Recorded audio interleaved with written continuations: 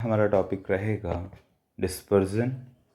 Dispersion की ज़रूरत क्यों पड़ती है ये हम देखेंगे। अगर हमारे पास सेंट्रल टेंडेंसी के अंतर्गत मीन था, मोड था, मीडियन था, तो हमें डिस्पर्जन मेथड या डिस्पर्जन की ज़रूरत ही क्यों पड़ी। डिस्पर्जन को हम विचलन भी बोल सकते हैं। तो डिस्पर्जन किस तरीके से होता है? जनरली क्या होता है कि हमारे पास डेटा अवेलेबल करा दिया जाता है और उस डेटा से हम उसके मीन, मोड और मीडियन को फाइंड करते हैं। अगर हमारे पास एक सीरीज़ दे रखी हो ए, तो हमारे पास कुछ डेटा अवेलेबल है 10, 12, 14, 16, और वहीं हमारे पास एक डेटा दे रखा हो सीरीज़ बी जहाँ पर लिखा है 10, 20, 30, 40। तो ये डेटा अवेलेबल है। अगर हम इसका डिस्पर्जन देखना चाहें तो बीच में डिस्पर्जन एक का 2 है, यहाँ 2 है, यहाँ 2 है। यहाँ पे हमने डिस्पर्जन चेक किया तो 10, 10, 10 है। तो ऐसी कंडीशन में हम कह सकते हैं कि सीरीज़ बी में जो डिस्पर्जन है वो ज़्यादा है सीरीज़ ए के अपेक्षा। ठीक है, अब डिस्पर्जन निकालने की ज़रूरत ही क्यों पड़ती है? जनरली क्या होता है कि अगर हमारे पास एक डेटा अवेलेबल कराया गया, एक स्टूडेंट्स का डेटा है, जहाँ पे हम मान लेते हैं स्कूल 1 का एक डेटा प्रोवाइड कराया गया जहाँ पे स्टूडेंट्स हैं और साथ ही साथ इनके नंबर्स हैं। इसमें ए, बी, सी, डी 4 स्टूडेंट्स इस समय पढ़ रहे हैं। उनके डेटा इस प्रकार से हैं 10, 20, 30, 40। यहाँ पे मीन अगर हम निकालते हैं तो हमको पता है कि ऑल कैलकुलेट करना होता है, सिग्मा एक्स हो जाएगा बाई एन हो जाएगा।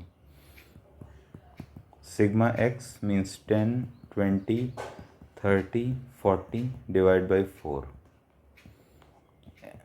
मीन हमें जो मिलता है वो होगा 10, 20 और 30 और 40, 70, 125। ठीक है, एक डेटा हमें मिला है स्कूल 2 का जहाँ पर स्टूडेंट और उनके नंबर्स हैं।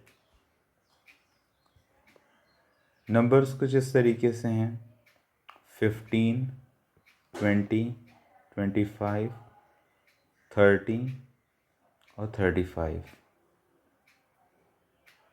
ये नंबर्स हो गए, ये स्टूडेंट हो गए, जहाँ स्टूडेंट डी, ई, एफ, जी, एच, आई।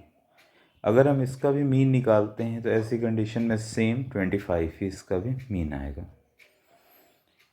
25 मीन यहाँ पर भी था, 25 मीन यहाँ पर भी था। यहाँ 4 लोगों का था, यहाँ 5 लोगों का है।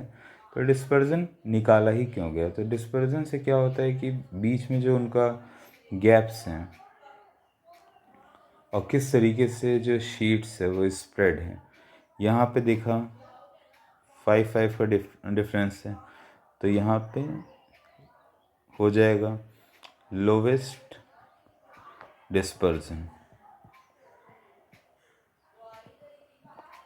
यहाँ पे आए, देखा गैप्स ज़्यादा हैं, तो ये हो जाएगा हाईएस्ट डिस्पर्जन।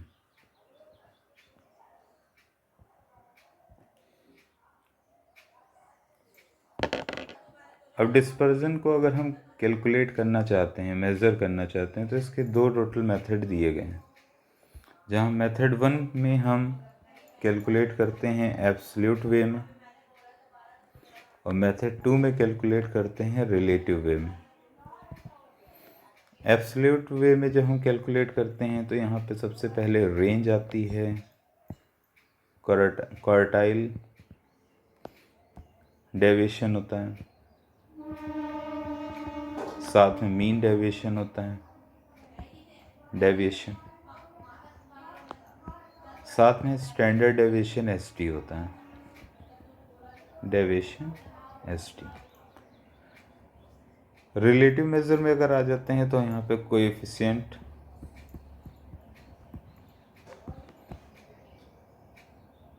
रेंज हो जाती है, कोएफिशिएंट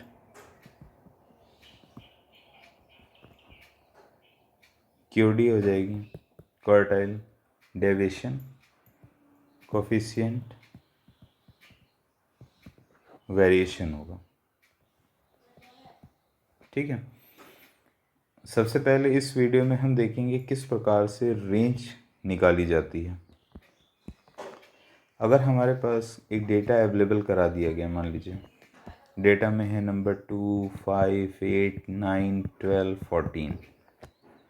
अगर इसकी वैल्यू निकालनी है कि इसकी रेंज क्या होगी, तो रेंज हमें क्या बताता है कि डिफरेंस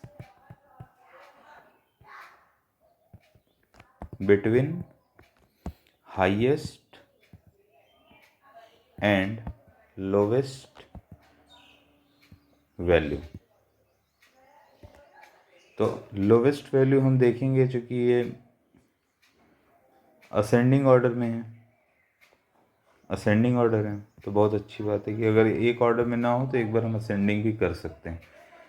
असेंडिंग करना इसलिए ज़रूरी है कि हमको पता हो कि कौन सा नंबर लोवेस्ट है, कौन सा नंबर हाईएस्ट है। तो यहाँ पे ये हमको लोवेस्ट मिल गया, ये हमें हाईएस्ट मिल गया। तो रेंज का फॉर्मूला होता है हाईएस्ट माइनस लोवेस्ट। अगर हमारे पास हाईएस्ट 14 है और लोवेस्ट 2 है तो इसकी रेंज सेट होगी 12। अगर साथ ही साथ अगर पूछता है कि रेंज फैक्टर क्या होगा, या फिर इसे हम बोल सकते हैं आर, इसको हम लिख देते हैं आर कोफिशिएंट रेंज क्या होगी, तो ऐसी कंडीशन में lowest highest minus lowest upon highest plus lowest. Highest था हमारा 14, लोवेस्ट था 2, हाईएस्ट था 14, लोवेस्ट था 2, तो यहाँ पे आ जाएगा 12 अपॉन 16। इसकी वैल्यू अगर हम कैलकुलेट करेंगे तो ये अराउंड ऑफ आ जाएगी 96 112.85, तो 0.85 हो गई ये वैल्यू। अब यहाँ पे क्या करना होगा, एक जो इसका रेंज फैक्टर, या इससे हम बोलते हैं कोफिशिएंट रेंज, तो इसकी वैल्यू आपको ध्यान रखनी है कि ये 0 से 1 के बीच में ही घूमती रहती है। अब हम अगली वीडियो में डिस्कस करेंगे क्वार्टाइल डेविएशन।